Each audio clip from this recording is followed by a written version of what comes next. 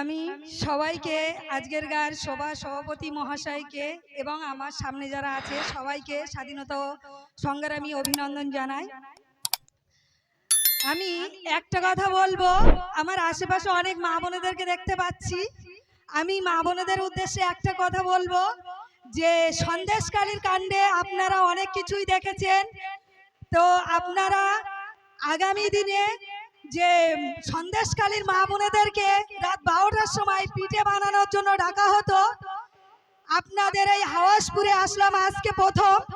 তো আমি একটা কথা বলবো যে আপনাদের মূল্যবান ভোটটা আপনারা ঠিকঠাক মতো করে দেবেন, নাই তো সন্দেশখালীর মতো আমাদেরকেও এই হাওয়াসপুরের মা বোনেদেরকেও কিন্তু ডাকা হবে আগামী দিনে পিঠে বানানোর জন্য।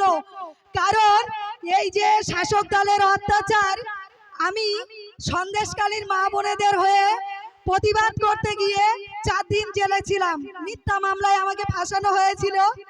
আমি একটা কথা বলবো, আমার ভাইরা যারা আমার সামনে উপস্থিত আছেন দাদাদেরকে একটা কথা বলবো যে শক্ত হাতে লড়াইটা করুন, আপনাদের সিটটা সোজা রেখে লড়াই করুন আগামী দিনে, যাতে আমাদের এই হাওয়াসপুরের মা বোনেদের রাত 12টার সময় পিঠে বানাতে না ডাকতে হয়।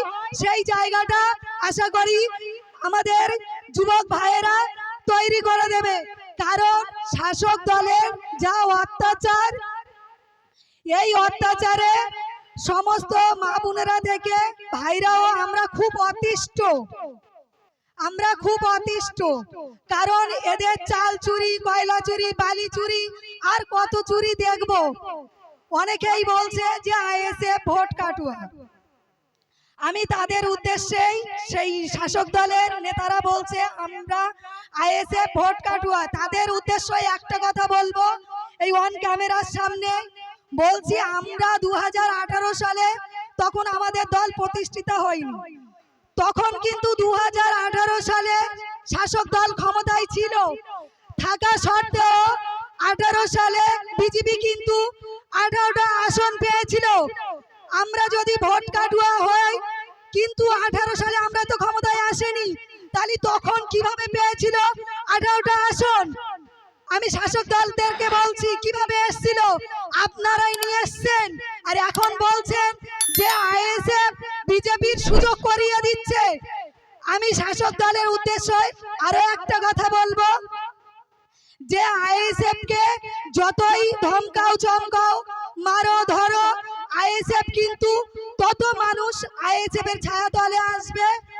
আর আমি আরো একটা কথা বলবো যে আগামী দিনে আমরা আমাদের মূল্যবান ভোটটা দিয়ে আগে বিজেপিকে পরাস্ত করতে গেলে, তাড়াতে গেলে বাংলা থেকে আগে শাসক দলকে তাড়াতে হবে, তারপরে বিজেপিকে তাড়াতে হবে। আমি বেশি কিছু বলবো না, আমার পরে যারা আছে অনেক সিনিয়ররা তারা কিছু বলবে। আমি আমার সংক্ষিপ্ত বক্তব্য এখানে শেষ করলাম। আমি আপনাদেরকে স্বাধীনতা সংগ্রামী অভিনন্দন জানিয়ে আমি আমার বক্তব্য শেষ করলাম।